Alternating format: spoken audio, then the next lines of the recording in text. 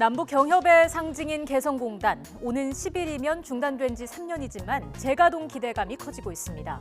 그동안 무슨 일이 있었는지 정리해보겠습니다.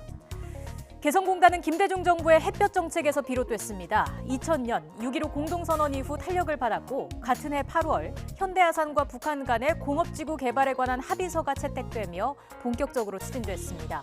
2002년 제2연평해전이 일어나면서 남북관계가 경색됐지만 개성공업지구, 개성공단 사업은 2003년 6월 착공과 2004년 6월 첫 입주 계약을 거쳐서 2004년 12월 생산품 첫 출하를 시작으로 가동됐습니다.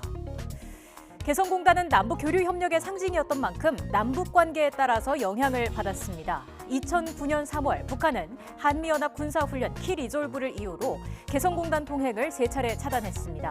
그리고 같은 해 5월 북한의 2차 핵실험, 그리고 이듬해 11월 북한의 연평도 포격 도발 때는 우리 정부가 필요 최소 인원만 출입을 허용하는 조치를 취했습니다.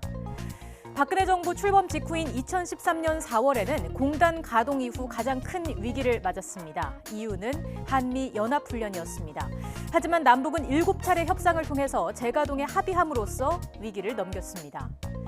박근혜 정부의 통일 대박론에 힘입어 큰 장애가 없어 보였던 개성공단은 2016년 1월 북한의 4차 핵실험과 고디은 미사일 발사 등으로 결국 전면 중단되고 맙니다. 박근혜 정부가 전면 중단을 발표한 시점은 3년 전 이맘때 2월 10일이었습니다. 그렇게 중단된 지 3년이 흘렀습니다. 개성공단 재개에 탄력을 받은 건 남북관계가 호전되면서부터였습니다. 김정은 위원장은 올해 신년사를 통해 전제 조건이나 대가 없이 개성공단을 재가동할 의지가 있다고 말했고, 이후 문재인 대통령도 신년 기자회견에서 개성공단 재가동에 대한 의지를 드러냈습니다. 하지만 개성공단 재가동을 위해서는 여러 관문을 넘어야 합니다. 가동이 중단된 사이에 한층 강화된 국제사회의 대북 제재가 첫 걸림돌입니다.